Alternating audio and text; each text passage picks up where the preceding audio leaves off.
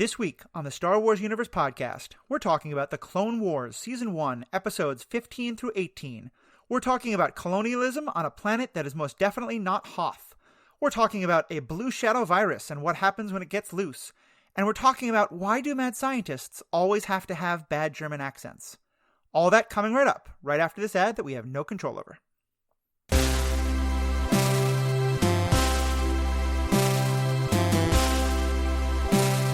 Welcome back. This is Matthew. I am your host here at the Star Wars Universe podcast, and joining me, as always, for the Clone Wars are our co-hosts, Riki and Sarah. Folks, how are you guys doing today? Quarantined. How are you? Self-quarantined, I guess. Self-quarantined as well. We've been spending the last couple days plotting out our meal schedules so we can use as much as what we have in the house and have to go out for food as infrequently as possible. So it's a little bit roughing it. It's kind of fun. Yeah. Should we do that? Yeah, we've been. I stocked up on groceries. We've also been trying to support our local businesses, local restaurants by ordering pickup and takeout from them. But that's nice.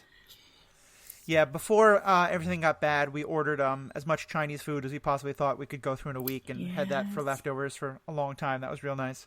Delicious. Yeah. So let's enjoy a little bit of escapism. Today we're talking about Clone Wars, Season 1, Episodes 15, 16, 17, and 18. Each one has some stuff for us to talk about, but let's kind of start generally. What's your thought on this little block of episodes we got here? Yeah, so we went back and watched them again before, in preparation for this podcast, and it's upsetting in a certain way because Clone Wars gets so much better than this. So going back and watching season 1 feels like a little bit of a regression. Yeah. But there are some really interesting episodes. You mentioned sort of escapism, but then we've got the Blue Shadow virus episodes. Oh yeah, that's a in good point. This block, which is a little close to home. But Two of these episodes were really good, and two of them were not. Yeah, in my opinion. That seems to be our thing, right? Most episodes that we've recorded, we've had two, or at least a couple good ones and a couple really bad ones. Very hit and miss. Am I right that we're all in agreement? The good ones are 15 and 16. Yes. Yeah. Sorry, we need to look up which is which. Yes. Yep. the non-German mad scientist. Yeah. How I learned to stop worrying and love the bomb. I like that. Yeah. The bad ones have Jar Jar. That's just... Oh. That's true. And now we even got... I think this is a third Jar Jar voice actor. And we also have now another Gungan. Yeah. Pepto-Bismol? What's her name? From now something on, like she that. is Pepto-Bismol. That's what I've been calling her. It's... Oh, gosh. But yeah, so I did notice that there was a different Jar Jar voice. And I thought that this was just... We've noticing because we mentioned last time it was a new voice, but is it a third new voice? So I believe it is. I'll look up in the credits later.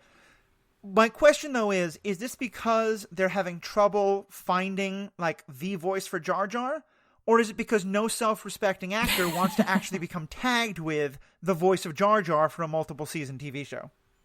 I mean, why not both? Yeah, it's a paycheck. It's a steady paycheck, right?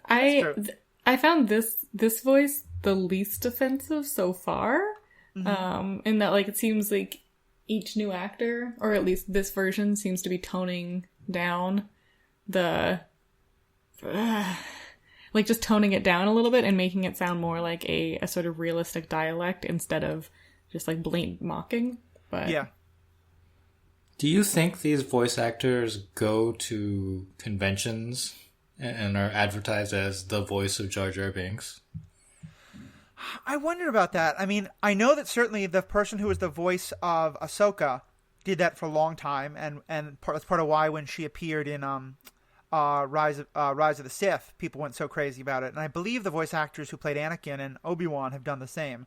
I can't imagine someone being let's get super excited, at a fan con, let's get super excited to come listen to the voice of Jar Jar. But, if it was something Lucasfilms was putting on, maybe they'd do that. Who knows? Yeah. Well, I bet that there's also some small convention somewhere who noticed that Jar Jar character actors. Big Lick Comic-Con. Sure, in Roanoke, Virginia. Yeah, we've got a Comic-Con here, and although this year we had James Marsters. Yeah, so Spike usually from Buffy. What seems to happen is there's a couple of big name ones, and then a couple other less expensive actors to sort of fill out the convention. So it wouldn't surprise me to find a Jar Jar voice at one of those.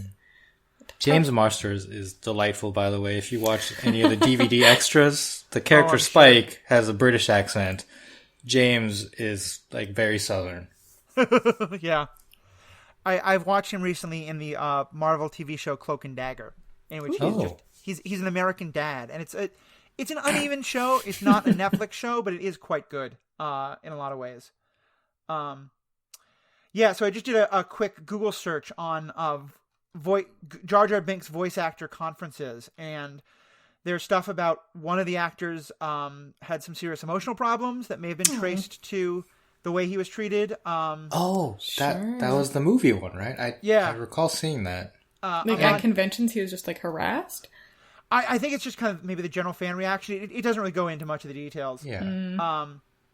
But yeah. So and again, and we should point out, like, even though we express displeasure with a character or with a plot line, like, there's no reason to harass actual human beings over any of this. Yeah.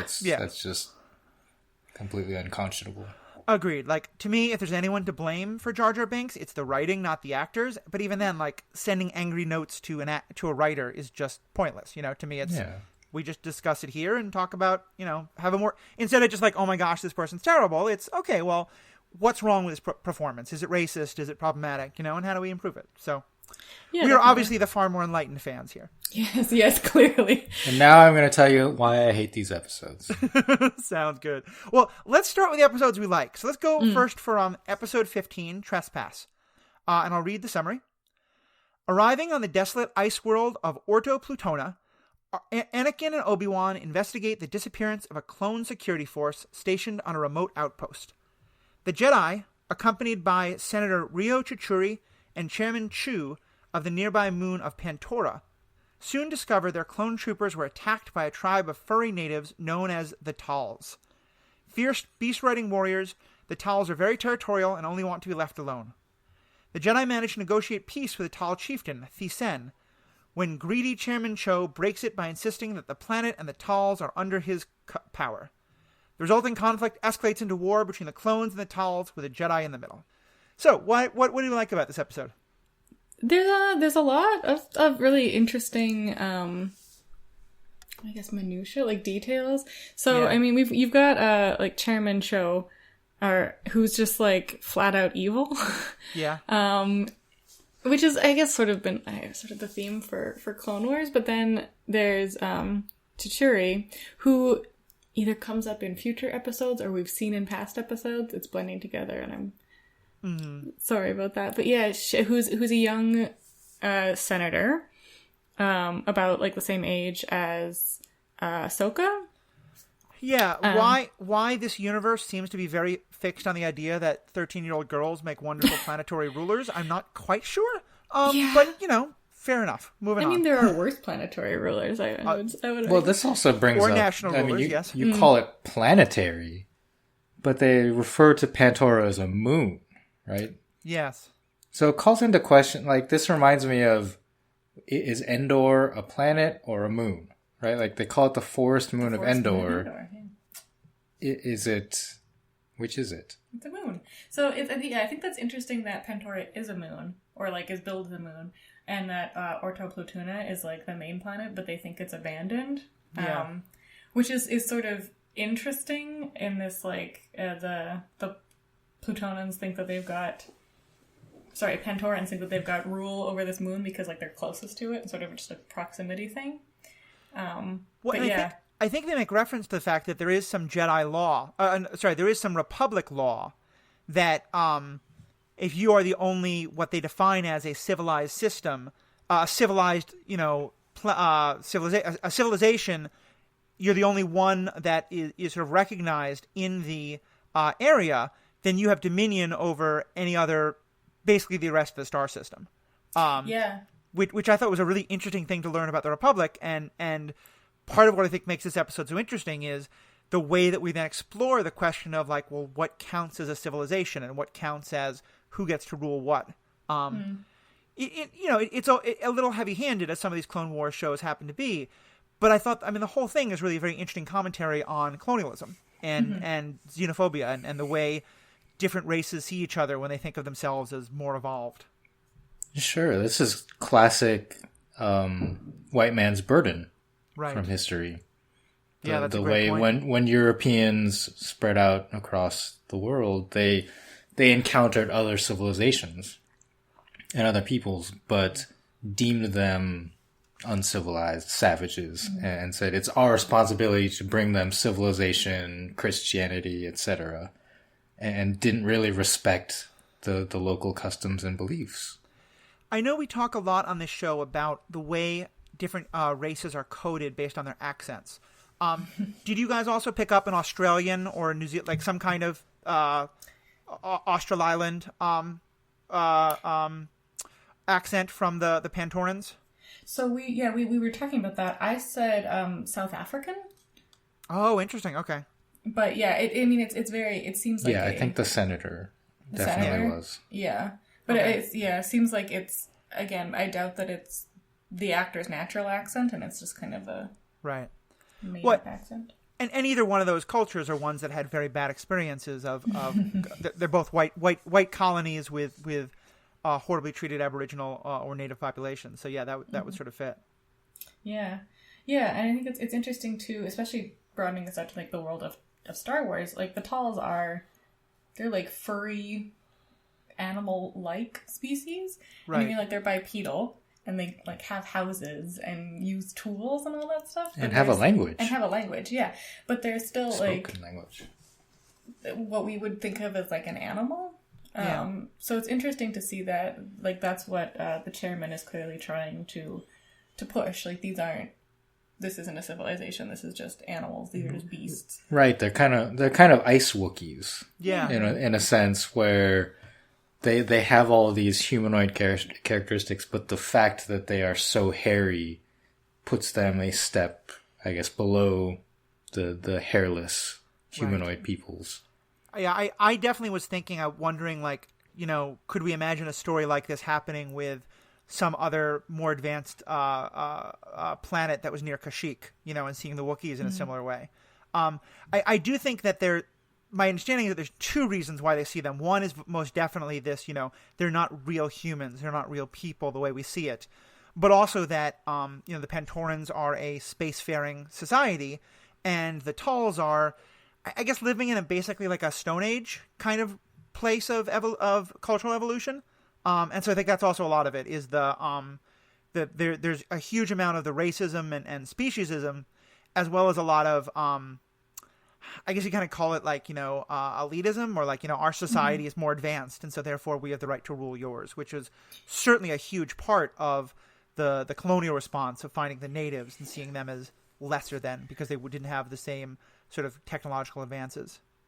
Yeah, and it's not even, I mean, the Talls have like shelter and an established government and all that stuff. They're not just like what we would, I guess, think of as Stone Age. But yeah, right. You're right. The parallels to like colonialism, like, oh, you don't have like sailed ships or whatever. That means you are less than. Who cares that you've built pyramids? That's irrelevant. Well, at one point, Obi-Wan points out that the Talls do not look like a spacefaring race, so that they're probably native to this planet, and yet Chairman Cho kind of dismisses that and says it doesn't matter because they don't meet a certain threshold of sentience. Like they're going to ignore their rights. And I think like to the planet. A third reason why Cho would like the Talls characterized as animals is because of the resources on the planet, right? And it's easier to say, well, we have control of it. We get these planets' resources. Yeah. And it's easier if there's not like a native population already there. Yeah, I mean, it definitely seems like he views the Talls as inconvenient the whole way through. One thing I picked up on from him as well is that he is definitely viewing everything through the attitude of, for him, like, he's a military guy and he's in that, everything looks like a nail if you're a hammer kind of mindset. And I don't know if I'm getting too meta here, but I was wondering if there's something intentional here about this coming directly after the episode about the Lurmen, because, the chief of the Lurmen, one of the things he kept saying is like that it's not just that we don't want to fight a war today, It's that by becoming a more warlike people, we are in danger of becoming a more warlike people, and the ways that corrupts us, and the statements he makes about what does it mean to think that peace can only be won through war. And I'm not sure if it's intentional or not, but certainly the chairman seems to me like the Lerman's worst nightmare, of like, this is what that path that the Lerman were afraid of can lead to. Yeah, definitely. And especially the way that he's very... He wants the rules to be respected when they work for him, sort of situation. Like saying, like Chuchi is the senator and therefore has authority over the Jedi when like he wants to get his way. But as soon as Chuchi tries to pull the like, I'm the senator, I have authority here, he's like, well, who are you going to get to sign off on this? Blah blah blah. Right. And it's an interesting episode because there is a lot of like politics and bureaucracy, which again is maybe not like the most thrilling thing to watch.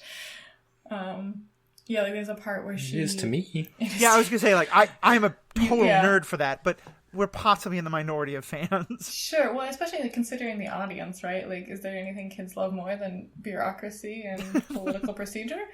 Because there's really one point where, yeah, she wants to say that Cho has...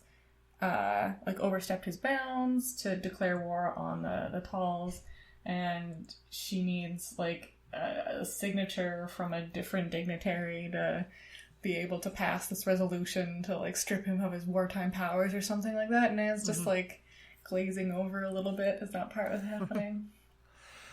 I really liked it, but to me, and Riki, I know because you care about these details as well, if this was your take, it seemed very inconsistent to especially the idea that the Jedi couldn't be involved at all. There's a moment especially where she has to go negotiate with a tall chieftain, and the Jedi literally refuse to go because they say that they can't get involved. And that seemed like my impression was that the Jedi maybe can't take sides, but that part of their role is to be peacekeepers and is to help negotiate disputes like this. And that if they can negotiate a dispute between the Naboo and the Trade Federation, why can't they between the Talls and the Pantorans? Well, this is Star Wars at its most Trekkian, Star Trekkian. And in some cases that we have a problem because we don't understand the rules of the Republic, because clearly there's no equivalent to the Prime Directive here. Right. Which would state that once you find a non-spacefaring race, it's hands off, right? Like you would have to leave that planet alone and allow them to develop at their own pace. Right. And at the same time, yeah, I agree that there was an inconsistency, or maybe just I thought maybe it was Obi-Wan being coy. I could see that. And forcing the senator into this situation where she was the one who handled it. It was for her sake to get some practice, I guess, as a diplomat. Yeah. But also, I think it was very important from the perspective of the Talls to see her as a representative of the Pantorans do this. Right. To maintain a more lasting peace, rather than have the Jedi handle it and then take off. I think that makes sense. I think, though, him not even going with her was the point which kind of lost me. Because I was like, if you're kind of sending her to, like, see if she's good enough, and the result could be a huge war, like, maybe you go as a backup, But I do like the idea that maybe he could have done it, but he thought it was better to not handle it. That seems to make more sense. Yeah, it's weird. Like, at the very beginning of the episode, they're basically told, like, back off, you're taking orders from the senator. And then they go off and find the Talls and realize they don't have 3PO, so they have to speak very loudly and very slowly because that will help. Oh my gosh. And then they bring Talls back, or they bring Chuchi back, and they're like, yeah, it's all you, girl. Them somehow going from Anakin drawing a picture of people holding hands to having a full conversation in the same night was a little bit of a stretch. Yeah, well, I mean, like, I was even... Like, how did 3PO even know this language of this, like, previously undiscovered population? I guess, like, he can just... 6 million forms of communication. Sure. That's a lot. Yeah, it is. And I get that he can be like, oh, this sounds kind of like a primitive sort of Y language, and therefore here we go. But he's, like, having perfect, fluent conversations with them. And, yeah, Anakin goes, like, from, like you were saying, drawing a picture of hand-holding to they're like, negotiating political deals, which, yeah, seems like a bit much. It's, things moving at the speed of plot, and I understand that. But it's, one other little detail that I picked up on that I really liked is, especially because I'm thinking about this in terms of, like, teaching kids about colonialism and imperialism and this idea of seeing people as savages. Mm-hmm. There's a scene when the Tals and the Pantorans come to, like, a peace conference. And the Pantoran basically just says, straight out, we are going to have war with you. We're going to destroy you. You can't stop us. Tomorrow we attack. Mm-hmm. And the Tals listen to that and get mad and then walk away, respecting the rules of the peace conference. Mm-hmm. And I was just really struck by that because I think it was intentional. Because to me, like, if they are the savage race the chairman thinks about, then aren't they going to immediately attack and forget about any kind of rules of peace or engagement or things like that? Like, I thought them choosing not to engage in that moment was a really interesting sign of maybe these people are a lot more civilized than anyone's giving them credit for. Parlay. Yeah, respect the rules of parlay. I also really liked how 3PO acted like a translator. Very much like, I was reading some article about people translating like over the phone translations for people who are deaf, and like just having to, as a translator, you just have to relay everything the person is saying word for word. Like, you can't add your own intonation in it. And like they say, sometimes they get away with saying like, he's swearing at you now. And I feel like 3PO was kind of doing that. Like, he didn't want to say like, oh, we're gonna cause war unless you back off. But he was just like, oh dear. And then, well, they do say he's not a translator; he's an interpreter. So maybe that gives some more wiggle room to things. Yeah, well, I think he did like relay it verbatim, right? Because the reaction from the Tals chieftain wasn't right. Yeah, wasn't happy. Yeah, exactly. Yeah, it's definitely, I think, a very good episode. It's got a couple problems as always, but I think one of my favorites. Did you guys have any kind of final thoughts on this one? So one last thing that I don't understand from a Republic legal standpoint. Who has jurisdiction over a clone army? Because in this episode, we see the clones utilized by the Pantorans, like as an escort for the chairman, and they get ambushed by the Tals. And yet at other times, the Jedi say, well, like, we're done here, like, we have to withdraw along with the clones because this is a Pantoran matter. Yeah. Well, so it's not clear, like, the Pantorans as a member of the Republic, do they get to command the clones? Is it only the Jedi on behalf of the Pantorans?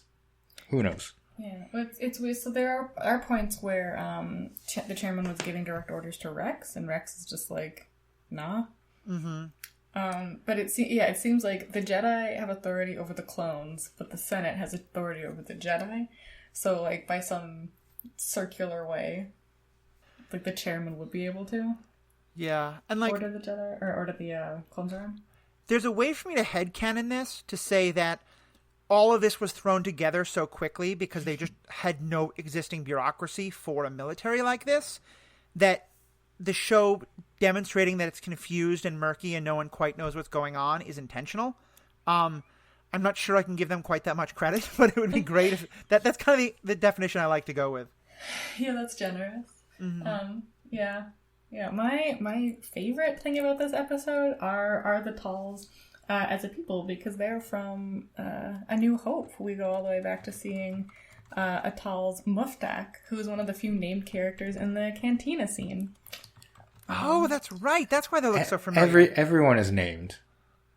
Well, at the beginning, yeah, everyone is named now. Yeah. Originally, when it was released, there was a Muftak action figure, so he got a name earlier than the Decipher card game. Yes. Where every single character has a card. Yeah. So I thought that was neat because he was not only a fan favorite but also like an on-set favorite, and played by the puppeteer who made Muftak. Well, he's the one who's sitting there and then like he's like does something with his nose or mouth or whatever. Oh, he does a bit of a double take as well, which is pretty nice. cute. Yeah, so he's got a little bit more personality than just like looking off at the murder that has just taken place in the booth in the corner. Mm-hmm. So one last thing I would say about this episode as well is this is a thing I think I've commented on before. I think we've all commented on this. We like sort of having the world be more filled out. Mm-hmm. And this is an episode that does a really nice reminder of not everyone's focused on the war, you know? Like, I think it's easy, especially in, you know, movies that focus on a war, to think it's the only thing anyone's talking about. It's the only thing that matters. But that there can be, you know, these planets like this that, yeah, they care about the war and they're on the side of the Senate and they're going to send their troops there, but they still have their own local concerns. And I really like that, because I like, in the Star Wars saga, we so rarely get to see what's happening. You know, we don't, except for like 5 minutes on a farm, we don't know much about Luke's life outside of the rebellion, or anyone's life outside of the rebellion or the Empire. And so I really liked getting to see a picture of that. Yeah, it's neat. I mean, and like originally didn't I think it was like the droids who were attacking, or didn't the droids come to the planet and like I was just going to call them the Muftaks. That's not right. The Talls attacked the droids and the clones. There was something to do with, like, the droids were on that planet for some reason, right? Yeah, I think the droids were also there. There was some kind... And the droids were the ones who antagonized them, and then as Obi-Wan says, the clones just kind of got in the way. The Talls didn't really see a difference between the two of them. Yeah. But yeah, it is neat to see, like, to have an episode that's not just... Yeah, droids v clones. Yeah. So shall we move on to the other episode we liked and give that a good long talk, and then we can kind of brush through the other two? Muddle through the blue shadow virus? Yeah. Yeah. So episode 16, The Hidden Enemy. Anakin and Obi-Wan lead Republic forces in an attempt to defeat the droid armies and free the planet of Christophus from the Separatist siege. When the Republic is ambushed and forced to retreat, it becomes clear that someone in their midst has set them up. The Jedi believe this infiltration is a Sith-backed operation and go behind enemy lines to investigate. Meanwhile, Captain Rex and Commander Cody set out to uncover the traitor among them. That's the official episode description, because generally I don't want to give spoilers in that. We're assuming that people have watched these till now, so I'm going to say as the spoiler, because I think it's a really central part of the episode that's so interesting, is we find out that the traitor was a clone. And then at the very end, at the very end, the clone explains what his grievances were.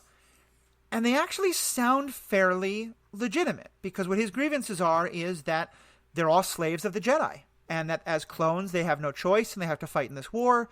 And they don't get to choose. And that his goal was to free... His goal is freedom.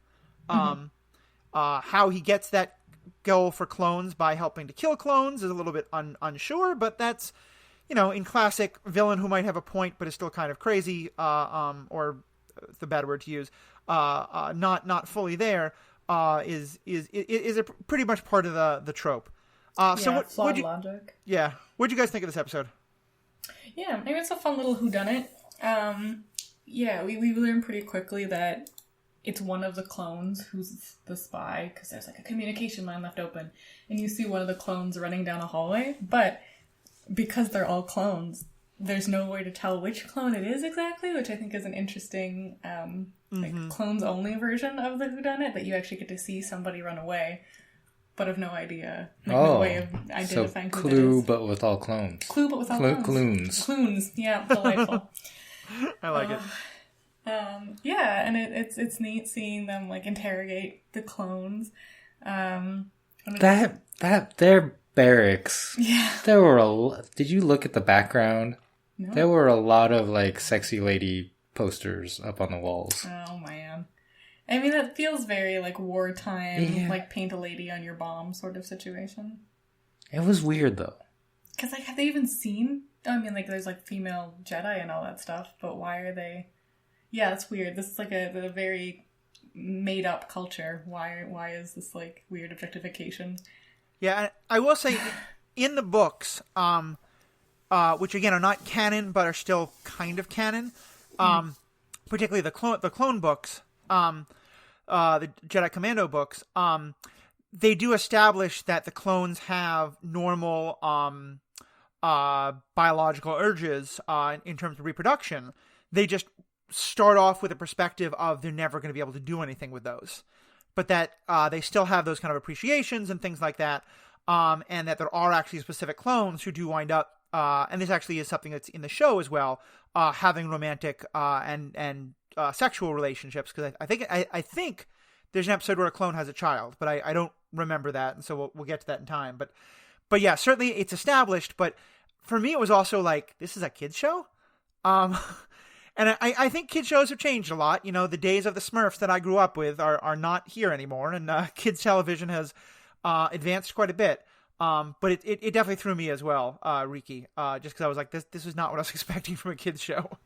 You're saying Smurfette isn't sexy? I suppose she is. I suppose she is sexualized. No, I don't think quite in the same way, but what 8-year-old me thought of Smurfette is something I don't want to dive into 10 years of therapy to find out. That's fair. That's reasonable. Yeah. So I think like what you're saying is, I mean, I think it makes sense that they would have like biological urges, but that translating to like pinup poster isn't like necessary, I guess. Yeah. Right? Like, especially in a culture that you've essentially manufactured, right? Yeah. Like why introduce objectification into that culture if you've, right? Because like the clones are just like, you made them and you put them all together and you can be like, hey, here's a cool thing, not objectifying women. And they're like, okay, got it, neat. Yeah. Well, but go ahead. all the clones, I just thought of this. I mean, it's obvious, but all the clones are male. Yeah. Because, well, I was just thinking, like, would we have this now? Like, in our military? Like, if you're in the military today, like, do you have posters like this up? And I was like, but there's women. But there's no women in this army.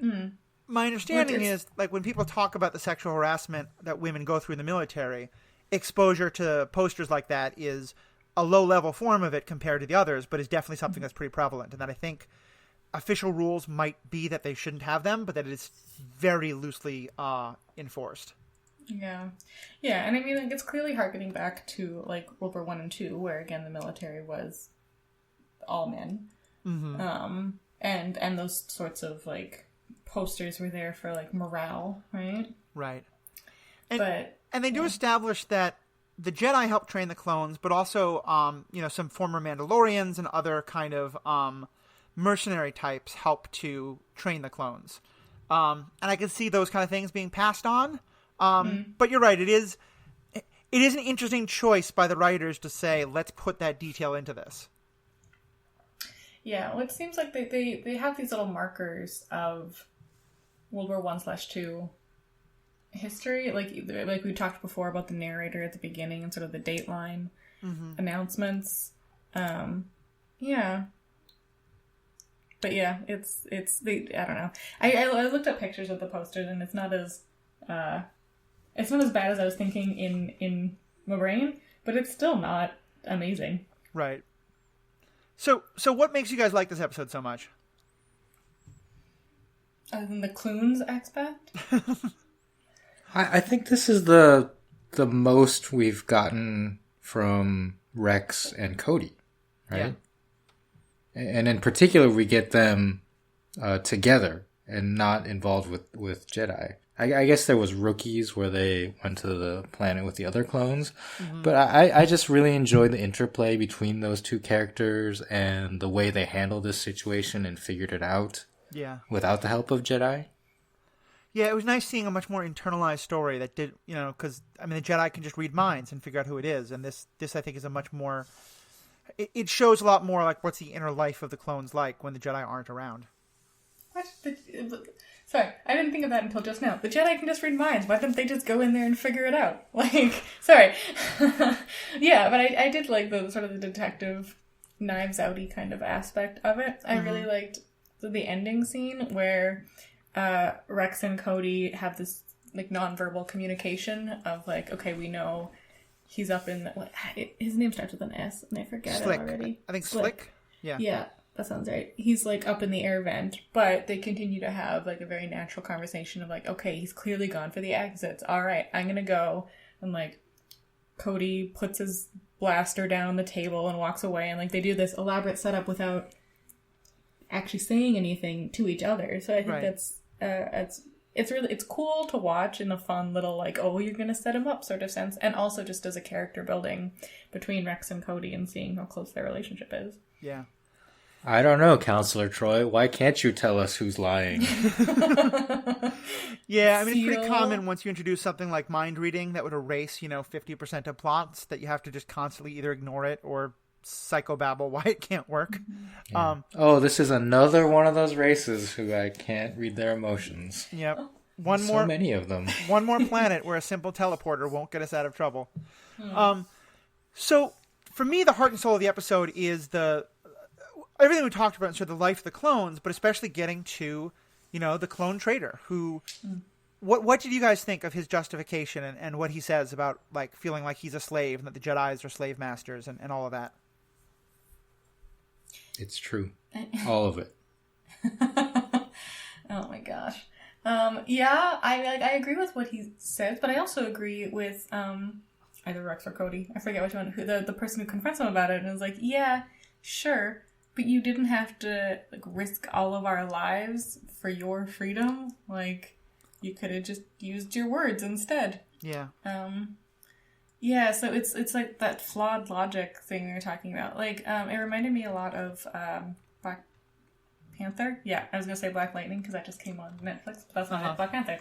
And like Killmonger's kind of like we're gonna be freedom forever, and it's sort of like he's got a lot of good points, but his logic is really flawed for going about it. He calls himself Killmonger. Yeah, right. Like, well, but actually, I think that Riki isn't it his name? Isn't it like Eric Killmonger or something? No, it's Killmonger is kind of the nickname he has. But the point I think you guys are making is actually ties into what I was just going to say, which is that I think. First of all, you're right. Like, and to me, this is the most interesting kind of villain, where the villain has some real points, but the methods they're using are ones we disagree with, or their logic has some real problems. But in the sake of him, especially, I kind of think that the fact that he thinks that this is the only way to get his freedom, that he can't use his words, is kind of a further indictment of that he's right, because part of what that's saying is, he's been taught all of his life that his only purpose is to be a military machine, and that the way to solve conflicts is through physical violence and force. And while I think you're right that he could have done better by, like talking to some of the clones and but maybe that's looked on as treason. But that the fact that he goes to, that this is what he sees as the only path, like, I think he's wrong, but I kind of understand why, given the way he's been treated so badly, this is the only option he sees. Does that make sense? Mm-hmm. It is the only option. Yeah. The clones cannot opt out of fighting, is my understanding. Everything we've seen is that they are grown and trained to fight. Yeah. And there's no point where they can say, like, you know what, maybe I don't want to do this. It would be like a tank saying, like, war's not for me, thank you. Like, that's sort of how they're viewing it, as a commodity instead of as human beings. Right. Yeah. And I think this is going to become a recurring theme throughout the show, and I think this is the first time we really are wrestling with that, of what happens when the clones don't like that, and the clones want their own choices. Because I certainly ended the episode thinking, like, oof, I'm happy he's not doing his thing anymore, but God, I feel a lot worse about the clones than I did before I started this episode. Yeah. Well, so I was going to say there's also, like, kind of the other side of this is the separatist stuff, where Obi-Wan and Anakin go off to, I don't even know what they were doing. Yeah, they have the B-plot. Yeah. Yeah. They needed to leave the base, so they had some convoluted reason why they should go infiltrate the separatist lines, and that was going to somehow help them discover who the traitor was. Yeah, so like everybody together, it was like the Jedi and Cody and Rex, I think, were all like, there's a traitor in our midst. But yeah, obviously they had to get the Jedi out of, like, into a different planet, so they didn't just use their mind powers to figure out who the traitor was. But yeah, what were they off doing? Yeah, that very much seemed like just plot excuse, get them away. And am I right that is Ventress in this episode or the next one? My notes are a little screwy. She's in this one. Yeah. And there's like fun Obi-Wan dialogue, but yeah. Well, I was just going to say, kind of playing on the same part of the kind of, you know, sexy women on the walls.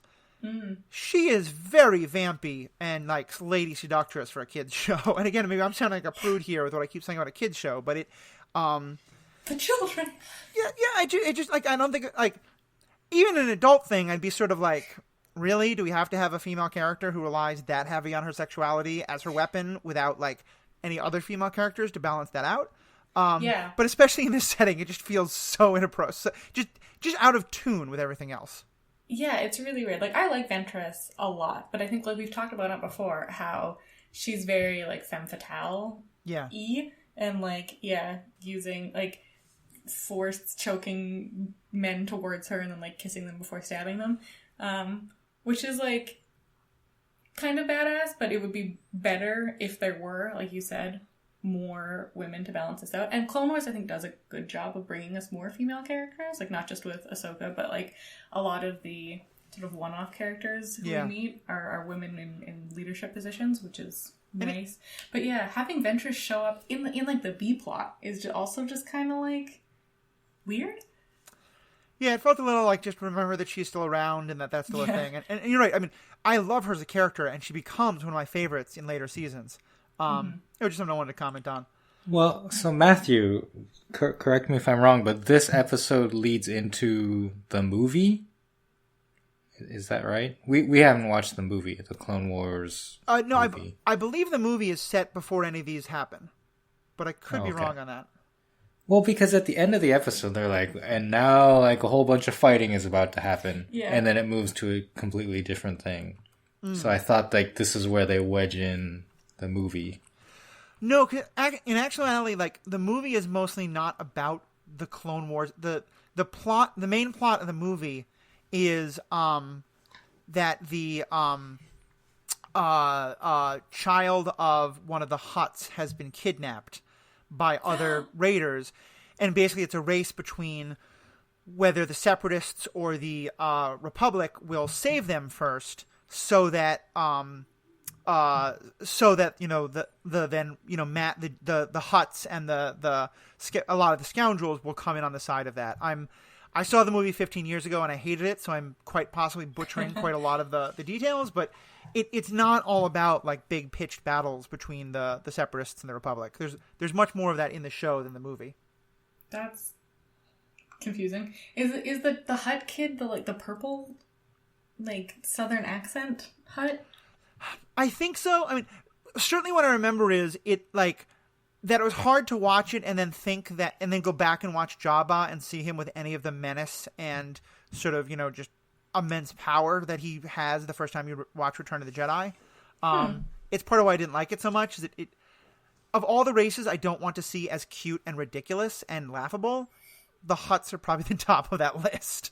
Sure. Yeah, there's a reason I asked it in future seasons, which we'll get to. But yeah, there's a fun, maybe fun in air quotes, episode involving, I don't know if it's Jabba's kid, but there's another Hutt, another couple of Hutts. Yeah. As well as some other like band of outlaws. I think Hondo is included. Yeah. In there. That's definitely true. And certainly fans, if I'm getting the timeline right, and this does lead into the movie, please write in and let us know. We'd love to hear that. Do either of you guys have anything else to say on this episode, or should we move on? Oh, I can't wait to talk about the Blue Shadow Virus. Okay. Or the Blue Shadow Virus. Well, let's talk about the Blue Shadow Virus and bad German accents right after this commercial break that we have no control over. Okay, we're back. And since episodes 17 and 18 kind of together form an arc, I'm just going to read the two plot summaries together, and then let's talk about both episodes. because frankly, I can't really tell the difference between the two.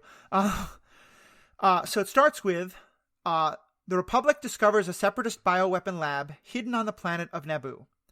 Rather than wait for help, Padme explores the lab with Jar Jar, because generally your two highest-ranking political officials are the ones you send into danger. Yeah. Ahsoka, Rex, and Obi-Wan arrive and follow after her. They find that the senator is being held captive by the sinister Dr. Nuvo Vindi. The mad scientist has been developing a lethal virus for the Separatists. Vindi threatens to set off a bomb and release the virus. That takes us into episode 18. Even though the lab has been shut down, Dr. Vindi manages to activate the dreaded Blue Shadow virus, infecting Ahsoka, Padme, and many clone troopers. The plague is fatal within 48 hours. Anakin and Obi-Wan must travel to the mysterious planet, Iago, to secure the only known antidote to the sickness. Anakin and Obi-Wan arrive on the mysterious planet to find its population living in fear of a mysterious force that has been killing anything that tries to leave their world. With the help of Jabo Hood, a clever Egoan boy, Anakin and Obi-Wan must solve the planet's mystery before they can leave, and before everyone infected with the Separatist virus dies. Yeah. Iago is just a horrifying planet's name to try and pronounce. Yeah. But yeah, oh gosh. So... Let's start with a German accent, because have you guys seen the Muppet movie? A while ago, yeah. Do you remember Mel Brooks as the crazy German scientist who wants to shoot enough electricity through this frog's brain to light up Cincinnati? I do not, but I'm on board. It was a favorite of mine growing up, and that has forever been locked into my mind as the comedically bad German accent. And I don't know if it has just become a trope from that movie or from earlier movies, or if the voice actor playing the scientist actually was a big Mel Brooks Muppet movie fan. But that's the only thing I could think of through this whole thing. And just reading the words in the plot summary that he is sinister, I had to stop myself from laughing, because did he just come across as utterly cartoonish? I mean, of course cartoonish, but just utterly ridiculous to you all? Oh, yeah. I mean, so I didn't think Muppet movie, but I thought, like, Dr. Strangelove / Plan 9 from Outer Space. Yeah, those are good choices. And, like, well, I mean, Plan 9 is, like maybe the worst movie of all time. But, yeah. And I mean, like, speaking of, like, World War II, right? Like, we're hearkening back to when the German mad scientist villain was, like, the trope. Right. Well, it's actual history. Mm-hmm. I mean, I might butcher the name, but off the top of my head, I believe it was Dr. Joseph Mengele. Mm-hmm. That was right. The prison doctor for one of the concentration camps, and was real bad. Yeah, he conducted experiments. Yeah, he did like people. The twins experiments. Yeah. Right. Yeah, I mean, so there is like a history for. But there, I mean, like, I feel like there's evil people from every country. And it was just like a cartoonishly bad accent, which, makes him funny instead of scary. Well, if you want more cartoonishly caricature things, looking up the Wikipedia entry. Oh boy. Nuvo Vindi was an insane Faust scientist. His race is Faust, or planet. Oh, that's good. That's great. Wait, the race is Faust? The planet That's is what Faust. it says. The species is Faust. Scientist. Wow. Faust were an alien species of tall humanoids with pale blue skin.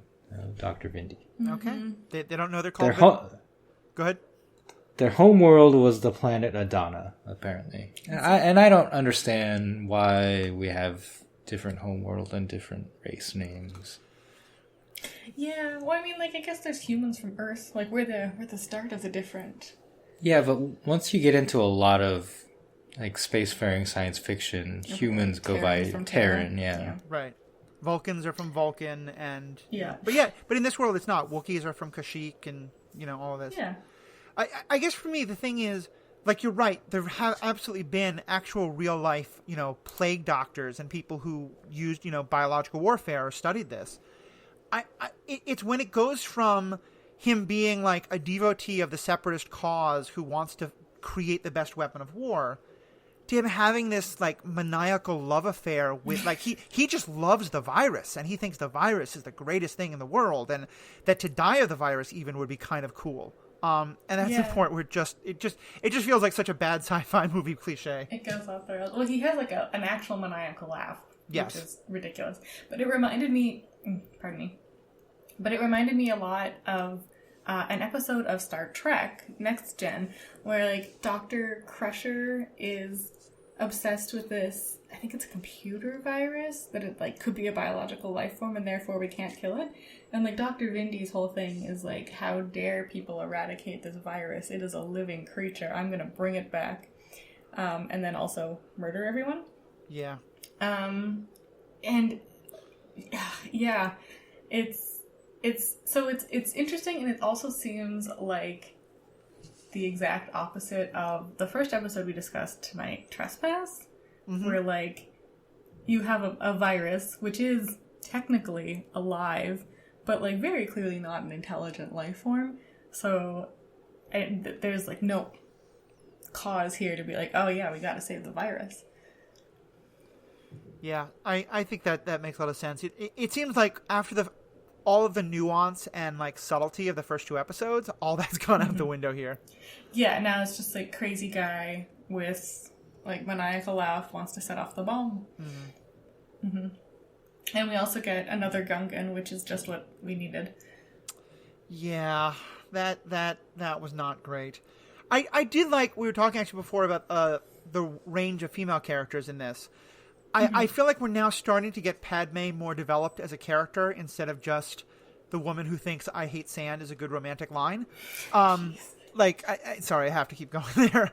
But, like, and granted, this is not the best, but I feel like that I like seeing that, like, she's headstrong and that she's a little bit more of, like, honestly, there was a great essay I read a while ago that basically made the point that if Luke is Anakin's child, Leia is very much Padme's child, with the exception of dying in childbirth because you're sad. But like that Padme is showing a recklessness and a like I don't want to send anyone else to take care of the problem. I want to do it myself. That I think we start to see in Leia as well. And so I like this. That's one of the few things I can find in this episode that I like. Yeah, and she also just seems like super done with Anakin, which is like funny, but also like that's your husband and you love him theoretically. Like when I think it's probably the next episode when Anakin comes to rescue Padme. I mean Senator Amidala. He like kills all the battle droids and then comes and rescues her, and she's like, "You could have rescued me before killing the droids." It's like, all right. I was like, she's sassing him a bit, which is delightful. Yeah. But yeah, it's what frustrates me is that like Padme is like going off and she's like, well, like let's just deal with this ourselves. But the reason they get all these answers is because like Jar Jar just pratfalls into them. Yeah. And it's just, yeah. That is, I think part of the problem is that Padme so far, I think, has only shown up in episodes with Jar Jar. And we do finally get her on her own in later episodes, which becomes much nicer. Well, doesn't the senator from your state always hang out with the representative from your district? I guess. Well, I think both of them are senators, aren't they? Isn't that the idea that there are two different civilizations on this planet, so they both have senators? No, Padme's a senator and Jar Jar is a representative, Binks. Oh, okay. That makes sense. But yeah, it is like so. Like, going back to like the sort of naming conventions, this is kind of why I like that not every species is named after its planet, because it does leave open the idea that there's more than one species on a planet, which is nice. But yeah, Jar Jar is laughably bad, and everybody like knows that Jar Jar is bad. Like, I think there were even a couple lines here where it's like, Representative Binks is on the case. Yeah. Everybody look out. So, like, why do they keep letting him go places? I do have this image in my head of the Clone War writing room where they're sort of plotting out the next 5 episodes, and someone pipes up, well, remember, George is going to get mad if we don't throw Jar Jar in every 5 episodes or so, and they all kind of groan and figure out a way to put Jar Jar into an episode. Yeah, it's like Captain Rex has to make a comment about hating him, and then he smells something, and dopishly goes off towards the smell, and accidentally saves the day. Yeah. It's true. Yeah. He literally did that. Yeah. They were searching for the droid that had run off with the last bomb, the missing bomb. And they run past a room, and Jar Jar stops and is like, something smells good in here, in his whatever accent. Yeah. And that happens to be the room where the droid is hiding with the bomb. Yeah. And he didn't smell the bomb. No. He finds Dr. Vindy's lab by, like, tripping over a tree branch and, like, accidentally opening the hatch or something like that. Yeah, it's just... And then, like, in the previous episodes where we've seen Jar Jar, he, like, thwarts off a whole bunch of enemies by, like, accidentally falling and, like, meeting a giant fish who he convinces to come eat people. Like, it's yeah. I mean, it's just laughably Kids bad. love it. Yeah. I'm sure they do. I do... Again, this may be my headcanoning the writer's room, and maybe I'm giving people too much credit. But I kind of love the idea that Lucas, at this point, is forcing them to put in Jar Jar every now and then. Mm-hmm. And the writers are so mad about this that they make Jar Jar as dumb and ridiculous a character as they can, hoping that at some point there's going to be enough fan feedback or just other people, the directors watching the show to go, we just need to get rid of Jar Jar. Like, or that at least it's some level of, like, writer protest. Because given the horrible reactions that Jar Jar got in the first two movies, I can't imagine people thought that, like, this aspect of Jar Jar's character was actually one that would get, like, yes, it might get 4-year-olds to watch it, but I have to imagine, like, most of their parents get so upset that Jar Jar's in it that they turn it off before the kid can fall in love with it. Not all the time, obviously, but, like, I don't know. Am I hoping too much there? I don't know. It's a fun headcanon to have. But I mean, like, yeah. So I was one of the kids who watched Phantom Menace and loved Jar Jar and had my, like, Jar Jar head cup from KFC that I remember. And yes, I meant, like, it's like the droids, right? Where they're pratfalling and they have goofy lines and they fall down and it's funny. But, like, that's not the only thing that appeals to kids, and I don't think it's necessary, right? Like, you can have kids shows that are still engaging with adults without just resorting to pratfalls. Yeah. And, like, funny sounds.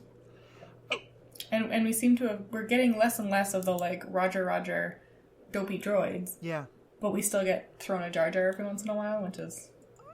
I picked up, I actually had in my notes, like, this is the first time where the droids are actually a little bit scary. Because what I remember, there's a scene, I think, where the droids are marching in, and they don't look at all pratfally, but more importantly, they don't look in any way like individuals. They just look like this, machine marching towards you without any emotion or any fear. And I was like, oh, okay, that's how droids can be scary. We're getting that at the same time as Jar Jar. Great. Yeah, well, and then we figure out the reason that these droids are like that is they've been reprogrammed by this Jabba Hood child prodigy character. Oh, I meant when we're still the first part. Oh, still in the first part of the episode? Oh, okay. I don't remember that part. Yeah. But I do remember them coming at Anakin on the planet. Anakin and Obi-Wan? Is that who goes to Iago? Yeah. I keep wanting to call it Iago. I know, the Shakespearean villain. I know. Or the parrot from Aladdin. Oh. So, let's talk about the kid. Is this the Wesley Crusher of the Star Wars universe? I mean... What do you think, Ricky? Because I hate him? for both Crusher and this guy? Jaden? What's his name? Jabo. Jabo Hood. Do we know what Pepto-Bismol's name is? Like Peppy Bowen or something? I can look it up. Ricky had it on the screen and I saw it and I was like, Pepto-Bismol. Yeah. And it reminds me of an episode of 30 Rock where, like, Liz goes to some small town and wants Pepto-Bismol, but they don't have it because it's like everything's off-brand, so she gets Peppy Bismuth. And that's what... That's hilarious. I want this girl's name to be. What? Jabo is 10 years old? Yeah, that tracks. Yeah. So what was your take on that particular character, Ricky? I don't like the way he's drawn, for starters. Uh-huh. It somehow seems even more cartoonish, or like the wrong type of cartoon. Yeah. I'm looking at a picture of him right now, and I get like he looks like he's something out of a children's video game. Like Paw Patrol. Yeah, that sounds about right. Yeah. Yeah, it is. It's a different style, and who let this kid have all these droids is also my question. Because there's like adults on the planet too, who are like fully functioning. It seems. So like, why was this kid allowed to amass a droid army to do his bidding? Yeah, nothing about it made any sense to me. Where are his parents? How is he living? Like, yeah. Yeah, I understand this is why they threw in Wesley Crusher. Is the idea is if you want, kids to watch something, you give them someone to identify with. And I guess maybe having a super smart, super cool kid who does his own thing, like, I don't remember being 10. Maybe that's super appealing to someone that age. I hope like, not. We have like Ahsoka, who's like a young kid who's super badass and like still very much reads as kid, but is doing like these cool main character stuff. We don't need like the Wonder Kid. Yeah. Shut up, Wesley. Was that your Picard? Yes. Okay. Can I also throw out? There's a couple of diseases that I understand that we have pretty much completely eradicated in our world. That they can sometimes come back. Do you think if we did that, we would have one copy of the vaccine and put it on a fairly hard to access planet? No, it's not a vaccine on the planet. So it's like these vines that are on the planet. Then they have to go collect the vines because they use the vines to make the vaccine. Oh, okay. And so they kept 0 copies of the vaccine around. I don't think there is a vaccine, is there? Yeah, isn't that what they're using the plant for? Yeah, it's something, or it's an antidote. It's a cure because it's not just a vaccine because it cures people who are already infected. Yeah, okay. But whatever it is, so like, that's like, if this virus threatened the whole universe and is horribly dangerous, and if it's ever released again, like global, universal pandemic, maybe have some of the root growing on a couple of different planets, and maybe even make some of the stuff to have on hand. Like, yeah. It's weird. So it's like billed as like Blue Shadow virus is billed as this like incurable disease, but they finally managed to eradicate it. And like Vindy's all pissed because they eradicated it. But yeah, then they like do a Google search and they're like, oh, this root can fix it. Let's go to this one planet that has it. Yeah. So like, did they not know about the root the first time? Did they figure it out too late, but someone still put it on like the Wikipedia page for Blue Shadow virus? Like what? I don't know, and it's weird. And, like, the planet that they get to, like, there's no mention of, like, P.S., if you go to this planet, you can't leave it. Right. Which seems like important information. Well, and I guess that's a more recent thing, because like, I think the whole idea is that the Separatists did that because they knew they were about to unleash this virus. Though how the virus won't get to Separatist worlds, I don't really understand as part of the plot. Well, it's a biological... Right. So I think the Separatists being, like, mostly droids is what's stopping them? Oh, yeah, okay. And yeah, like, Vindy seems like he wants to die from this virus, so he is not at all concerned. Right. It could kill him. But certainly as a recent events are perhaps reminding us, the idea that you can control where a virus goes and does not go, I think is a kind of foolish. But it felt to me like they had this idea of an episode where they went to a planet. Like one writer came up with the idea of, let's go to a planet at some point ruled by a 10-year-old kid who's redesigned clones, and they have to do this crazy thing to get out of it. Mm-hmm. And the writer kept saying, like, when can we use my episode idea? When can we use my episode idea? And then when they needed a way to go get the virus, the antidote or whatever, they said, let's stick it in here. Because it just felt... Here's your 10-year-old planet ruler. It felt like a completely different story that had nothing to do with the Blue Shadow virus story. Yeah, again, it felt very Star Trekian, but in, like, a bad way, in that, like, Star Trek's has like, it's episodic, and usually the episode is focused on beaming down to a planet, and the planet has a specific problem, and they go there and they leave, and the episode's finished. And they handle it in a very good way, but, like, Clone Wars isn't like this, but it seems like they're trying to cram that sort of plot line in, where, we go to a planet, and, like, what's the cool thing about this planet? Is it, the south from... Or is it like ancient Greece? It's a planet of ancient Greece? No, it's a planet of 10-year-old boy. Yeah. But also other people, like, why is the 10-year-old... He's not even actually in charge. He just, like, lives in this castle with his droids for some reason, and there's, like, other people who wander around, and, like, the kid's friend who tried to leave the planet and died. It's, yeah. Also, if It's you just can weird. reprogram droids, Yes! why that might be a useful military strategy. I'm just throwing an idea out there. Yeah, there's a lot of... Well, you can reprogram droids. I mean, he does it, like, en masse. I guess you have to, like, capture a bunch of droids and then reprogram them. Mm-hmm. It's weird that, and he's reprogrammed them to basically just be like, my oh my, this kid is cool. Yeah. I think that makes a lot of sense. Oh, that reminds me. I totally forgot. But, the clone spy episode. So to figure out how their battle plan was thwarted at the beginning of the episode, as they are escaping, Rex rips the head off of the clone, like, lieutenant, or the droid lieutenant. Right. He doesn't rip And it off the then clone. they hack into the droid's head. Yeah, And they're like, oh, like they had all our plans. He rips the head off. He's just like, yeah. But again, it's a droid who can very clearly survive someone's body. And 3PO tries to, like, trick him and be like, this is a separatist ship. You did a good job. Tell us what a good job you did. no, please." that's this one. That's this episode? Those are the droids that they found on Naboo.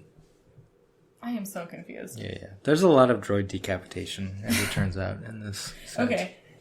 Wait, how did 3PO get on the I'm so confused. 3PO was on Naboo. Okay. They To had begin found some droids on Naboo. Alright.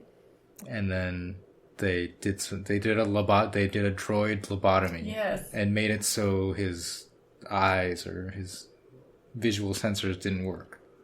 Yeah, and then 3PO And then turned it back on. Yes. Right. Okay. Alright. But that's different from Rex Who just plugged his ripping head in. the head off a droid. Oh my goodness. Are you I'm just implying going that to keep perhaps- saying that phrase. Are you implying that perhaps they would be soldered on a little more strongly than that?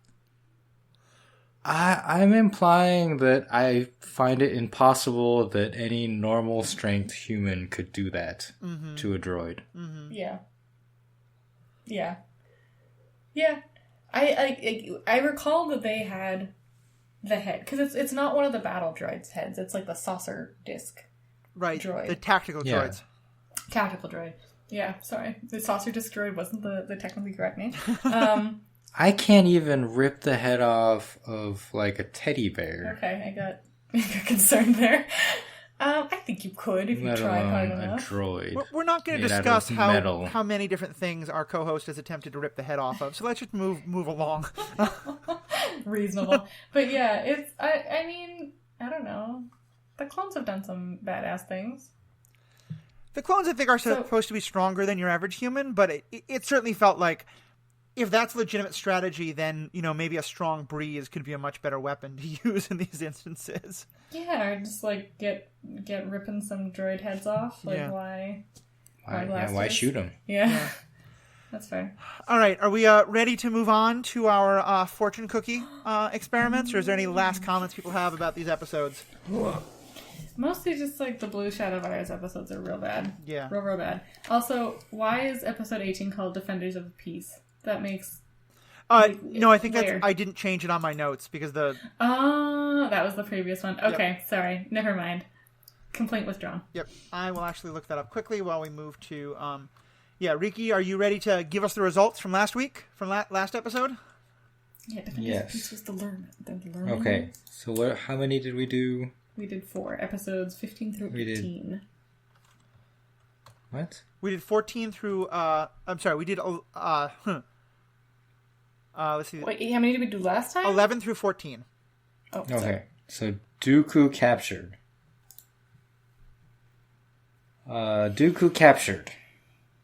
You both selected the second quote, which was, "The winding path to peace is always a worthy one, regardless of how many turns it takes." That was the quote from Clone Wars episode. Yay. You're correct. Episode 12, The Gungan General. Matthew, you selected fail with honor rather than succeed by fraud. And Sarah, you selected failure is not defeat until you stop trying. Matthew was correct. Aww. Okay. It's okay. Failure is not defeat until I stop trying. There you go. Episode 13, Jedi Crash. You, let's see. Sarah picked the first quote. Greed and fear of loss are the roots that lead to the tree of evil. And Matthew, you selected quote 2. Conquer your fears or they will conquer you. Sarah was correct. Yeah, Okay. tree of evil. Okay. Tree of evil. And episode 14, Defenders of Peace. You both selected when surrounded by the war, one must eventually choose a side. And that was correct. Yeah, and that's where I was grabbing Defenders of the Peace name. But, I mean, the name for episode 18 is worse. Mystery of 1,000 Moons? Oh, God. What? Yeah. Is that because it's, like, the weird moons? Okay, full disclosure, I had, like, almost completely zoned out by episode 18, because the Blue Shadow Virus episodes are really bad. Is 1,000 Moons a thing that's, like, stopping them from leaving the planet? Yes. Okay, well, there we go. Mystery solved. All right, so Riki, hit us with these, and I would say actually let's go back to both Sarah and I will guess, and then just go ahead and tell us the answer. I think from it may be hard for folks to kind of follow along and then wait the 2 weeks to hear the answer. So let's go back to just doing it that way. Yeah. All right.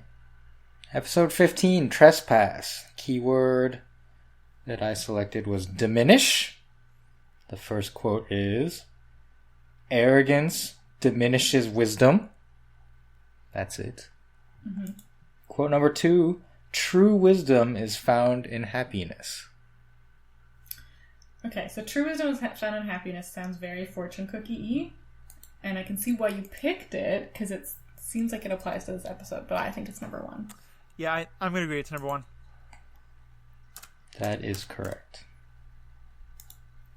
Arrogance diminishes wisdom. Yeah. Okay, episode 16, The Hidden Enemy. The keyword was truth.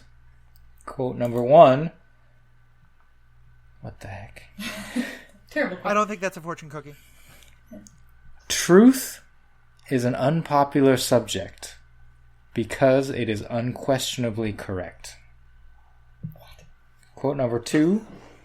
Truth enlightens the mind, but won't always bring happiness to your heart. So I think it's definitely number 1 because the second one sounds much more like a fortune cookie. But I also have to say I very much agree with the first part of the number 1, and then the second one I am no. I'm backing way off. I'm just confused by both of them, so I'm going to agree with Matthew because I mean all I can think of is that fear is the mind killer. Truth is an unpopular subject because it is unquestionably correct. Were we unquestionably correct? No. Oh, no. You were unquestionably wrong. That was Really? the fortune cookie. Wow. FortuneCookie.com. Actually, sorry, it's FortuneCookieMessage.com. Okay. Tricked you. Alright, Blue Shadow Virus, episode 17. The quote was, or the keyword was cure. Can you say it in German accent? Okay, I'll try. Quote number 1. A bad German accent. Fear is disease. Hope is the only cure. Oh, that was real bad. That was great. Okay. We just lost all of our German fans, but I'm here for That's this. Go fair. on. Sorry, German fans. I am here for it. I love it. There's a part in Blue Shadow Virus where he actually says, like, wunderbar, or something like that, or das ist gut. And I'm just like, you're not even trying to hide it. Anyway, sorry. I think I remember Quote that. number 2. Quote number 2. Compassion will cure more than condemnation. Ooh, that was better. That was a better bad German accent. Because the first one specifically references disease, I have to think that Yeah. it's that one. Yeah, who's talking about diseases in a fortune cookie? I agree. Alright, that is correct. Yay. Yeah, disease is probably not a subject you want to raise at a restaurant. That's reasonable. Episode 18, Mystery of 1,000 Moons. The keyword was hope. Quote number 1, a simple chance is a galaxy of hope. Quote number 2, hope is like food. You will starve without it. I mean, it has to be galaxy. The one that has the word galaxy in it. And the other has the word food. I'm wondering if that's to throw us off the track, but I do think the safe bet is once again the first one. Yeah, I agree. All right, you're correct. Yay. Okay. We did pretty well this time around. Well, it gets hard when they do put words like galaxy Yeah. in the opening. That's true. Well, it'd be interesting to see if maybe by like the second or third season we're not guessing. We're always guessing the right. Oh no, yeah, I don't think I'm going to do this. Like it gets. I've been watching and it gets really difficult. They get, some of them are like very specific. They get a lot less fortune cookie-esque. Yeah, one of them was probably like, always listen to Obi-Wan, he's correct. Yoda's a real cool dude.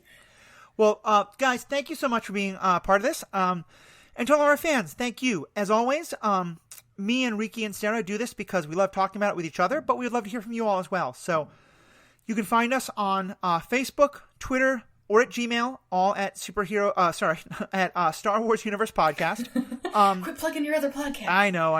I am also the host of the Superhero Ethics Podcast, which is another great one to host, but not what we're talking about today. So please let us know what you think. We'd love to hear your thoughts and feedback. This podcast is a part of the Stranded Panda Podcast Network, which does a lot of other great podcasts, including the Superhero Ethics Podcast, but also the way we kind of do a deep dive on this one on Star Wars content.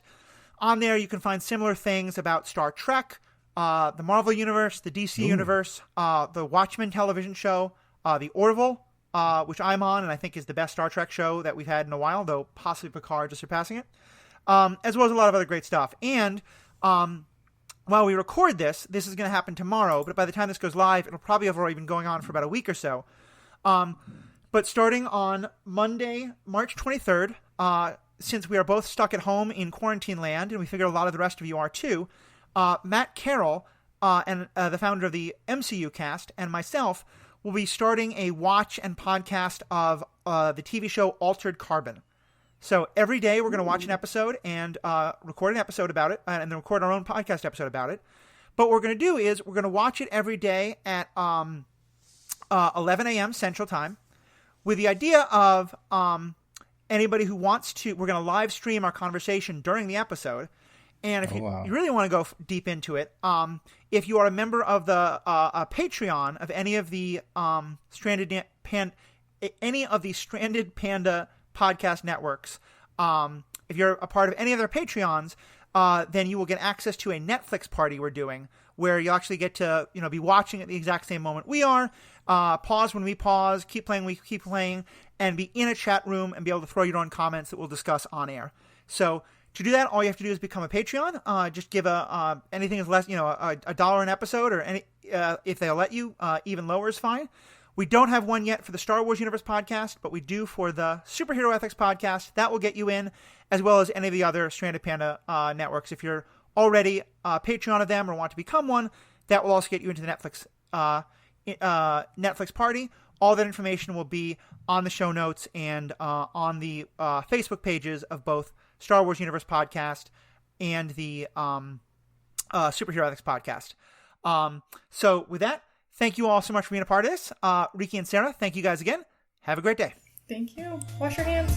Wash your hands.